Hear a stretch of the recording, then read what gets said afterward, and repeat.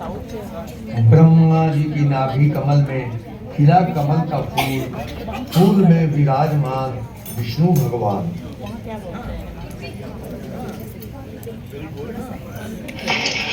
ओम भद्रं कर्णेभिः शृणुयाम देवा, भद्रं पश्चिमाक्षभिर्यजत्रः, स्थिरैरङ्गैस्तुष्टुवांसस्तनूभिर्व्यशेम देवहितं यदायुः।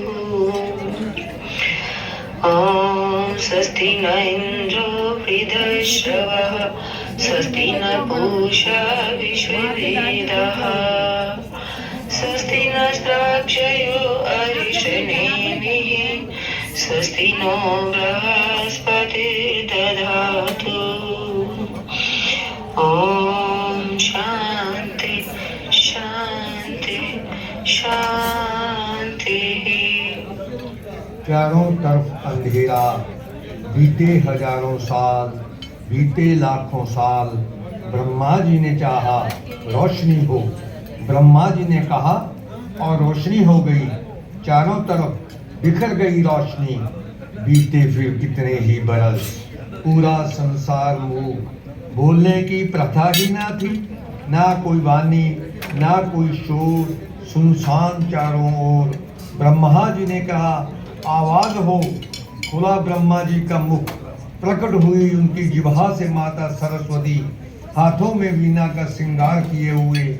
वीणा की तारें झंझनाने लगी, हुआ उत्पन्न संगीत, पूरी दृष्टि संगीतमय।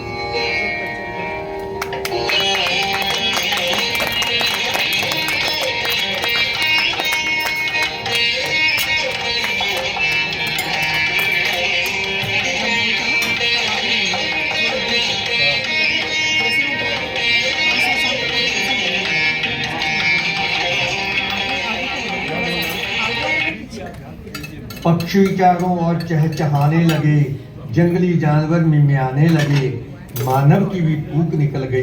पक्षियों ने की नकल, चारों तरफ शब्द गूंजने लगे, शब्द समझ में आने लगे, भाषा का सब रूप प्रकट होने लगा।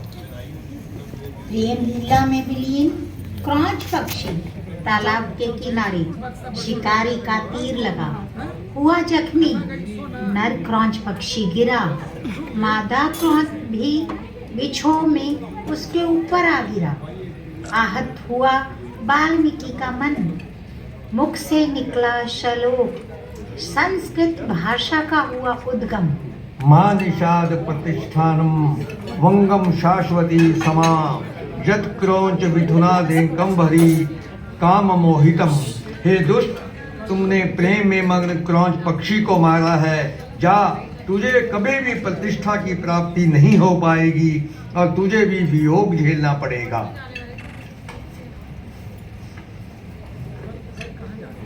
संस्कृत भाषा का पहला श्लोक। इस प्रकार हुआ संस्कृत भाषा का उद्गम। संस्कृत भाषा में रामायण, महाभारत, वेद, उपनिषद आदि अनेक ग्रंथों की रचना हुई। महर्षि वाल्मीकि के बाद पाली भाषा में अशोक के शिलालेखों में बौद्ध विद्वानों ने महात्मा बुद्ध के विषय में साहित्य की रचना की। बुद्धं शरणं गच्छामि, बुद्धं शरणं गच्छामि, बुद्धं शरणं गच्छामि। उस समय अश्वघोष, नागार्जुन, वसुबंधु दिक्नादी रचनाकार हुए। श्रीलंका में भी पाली साहित्य की रचना हुई। पाली टिप्टिका थेरथाप स्कूल का प्रमुख धार्मिक ग्रंथ रहा। प्राकृत सबसे प्राचीन अर्थ मागधी साहित्य है, जिसमें जैन धार्मिक ग्रंथ रचे गए हैं, जिन्हें समष्टि रूप से जैनागम या जैन शर्तांग कहा जाता है। प्राकृत भाषा का दूसरा नाम पैशाची भाषा है, जो प्राचीन काल में भारत के पश्चिमी उत्तर प्रदेश में प्रचलित थी। वह प्रमुख दो ग्रंथ हैं, गाथा सप्तशती, कुमार पाल चरित, हरिवंश पुराण। अभी चलेंगे, हमें मास्टर कार्ड भी चेंज कराना। अपभ्रंश। प्राकृत के बाद अपभ्रंश भाषा का विकास हुआ। अपभ्रंश का अर्थ है बिगड़ा हुआ स्वरूप। आधुनिक भाषाओं के उदय से पहले उत्तर भारत में